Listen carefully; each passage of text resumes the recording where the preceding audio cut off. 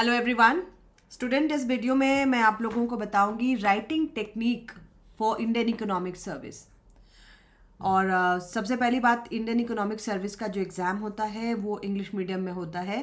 तो आप लोगों में से जिनकी इंग्लिश अच्छी है आप इस एग्ज़ाम को दे सकते हैं, और जिनकी इंग्लिश अच्छी नहीं है वो भी इस एग्ज़ाम को दे सकते हैं। ठीक है, it's all about writing practice and writing technique. तो आपको अंग्रेजी नहीं सीखनी, आपको बस आपने जो इकोनॉमिक्स पढ़ा है उसको लिखने का तरीका आना चाहिए।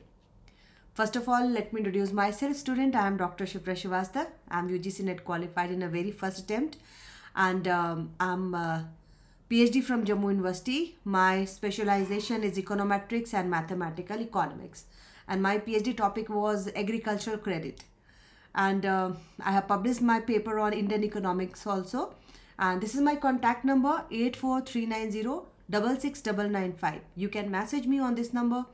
And student, this is my app Shipranomics. You can download this app from Google Play Store. So first of all, I will discuss, there are 6 papers. Indian Economic Service, there are 6 papers. The first paper is General English. The second paper is General Science or General Studies. The third paper is General Economics 1, paper 1. The second is General Economics paper 2, and the third is General Economics paper 3. Right? So 1, 2, 3, 4, 5. And the sixth paper, which is very important for Indian Economic Service, that is Indian Agriculture. Right? So you have to study 6 papers in this examination.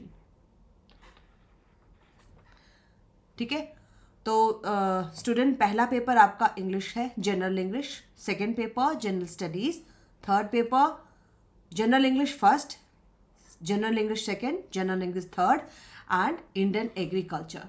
So total आपको ये 6 जो chapters है, जो 6 topics है, वो आपको cover करने हैं। तो इन सभी टॉपिक को कवर करने के लिए आपको एटलीस्ट 2 to 3 मंथ्स ज़रूरी है, क्योंकि इसमें आपको अगर आप जनरल इंग्लिश और जनरल स्टडी को आप अलग भी कर दो, फिर भी आपके पास general economics first, general economics second, general economics third and Indian economics, इन चारों पेपर को करने के लिए आपको बहुत ज़रूरी है कि आप कम से कम 3 महीने की प्रैक्टिस ज़रूर करें।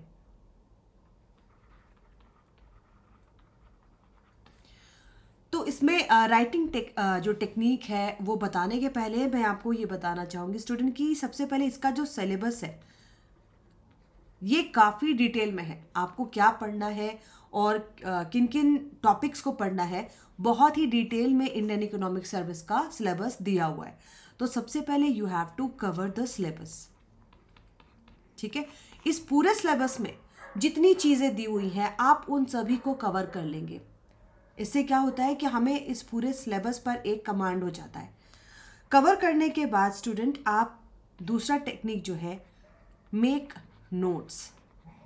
क्योंकि आप कितना भी अगर आप रेडीमेड PDF भी पढ़ लो, लेकिन आपका अपना जो नोट्स होता है अब वो आपके अपने लिखने का तरीका होता है। ठीक है, तो वो मैं आपको बताऊंगी किस तरीके से आपको अपने नोट्स को डेवलप करना है। That will be your technique. लेकिन सबसे पहले initially you have to cover your syllabus, then you have to prepare your own notes. इसके बाद हम आ जाए स्टूडेंट, सेकेंड स्ट्रैटेजी होती है प्रीवियसली आस्क्ड क्वेश्चंस। ठीक है, प्रीवियसली आस्क्ड क्वेश्चंस। आपको क्या करना है, इंडियन इकोनॉमिक सर्विस के कम से कम 5 years के क्वेश्चंस को उठाइए और उन 5 years के क्वेश्चंस को आप लिखने की कोशिश कीजिए। एक दिन में किसी भी, जैसे हमने general economics 1, general economics 2, general economics 3 and Indian economic, ठीक है, ये आपके 4 पेपर्स को आप डिवाइड करते हो। तो 5 years के क्वेश्चन आपने उठाए, तो हर दिन आपकी कोशिश होनी चाहिए इन सभी में से एक एक क्वेश्चन को आप ज़रूर टच करें। हमें ये नहीं करना कि आज हमने जनरल इकोनॉमिक फर्स्ट किया, फिर हमने 15 दिनों के बाद जनरल इकोनॉमिक्स 2 किया। तो इस तरीके से क्या होता है, अगर आप माइक्रो कर रहे हो तो फिर मैक्रो पर से कमांड थोड़ा कम होता है। ऐसा नहीं होता कि हम चीज़ों को भूल रहे हैं, लेकिन आप अगर डेली उसको प्रैक्टिस में नहीं रखते हैं, डेली उसको नहीं लिखते हैं, तो थोड़ा सा कमांड उस पर कम होता है। तो किसी भी पेपर के लिए अलग से वेट नहीं करना है, हर दिन एक एक क्वेश्चन इसमें से ज़रूर बनाना है, ठीक है। अब देखो, सबसे पहली बात है कि इसमें डायरेक्टिव्स दिए हुए होते हैं। डायरेक्टिव्स मतलब you have to analyse the question, right, you have to discuss the question और you have to narrate the question. बहुत तरह के डायरेक्टिव्स दिए होते हैं, है ना। डायरेक्टिव आप समझते हो। क्वेश्चन जब आप पढ़ोगे प्रीवियसली आस्क्ड क्वेश्चन, तो उसमें देखोगे बहुत सारे क्वेश्चन जो होते हैं वो केवल you have to discuss the idea और you have to narrate this question और you have to analyse this situation. तो डिफरेंट डिफरेंट टाइप के डायरेक्टिव्स आपको दिए रहते हैं।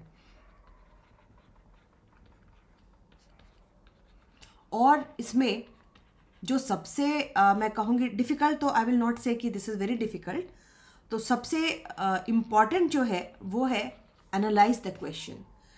इसमें आपको क्या करना है कि आपको जो क्वेश्चन दिया हुआ है, राइट, उसको बिल्कुल एनालिटिकल फॉर्म में डालना है। मतलब जो एग्जामिनर है वो आपके पॉइंट ऑफ व्यू को जानना चाहता है कि अगर इकोनॉमिक कंडीशन ऐसी हुई तो उस इकोनॉमिक कंडीशन में आप क्या सजेस्ट करते हो।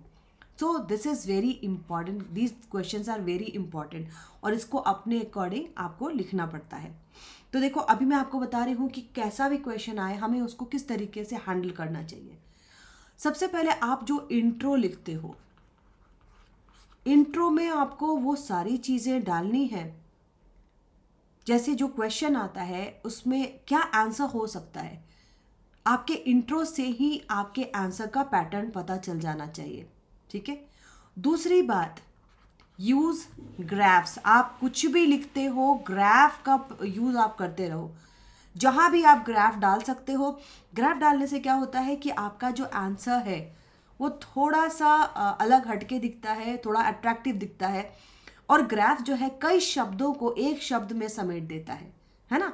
हम अगर डिमांड पे या सप्लाई पे लिख रहे होते हैं, लेकिन अगर हम डिमांड एंड सप्लाई के केवल ग्राफ को बना दे और उसका फुट नोट लिख दे तो उसका इंप्रेशन दूसरा होता है।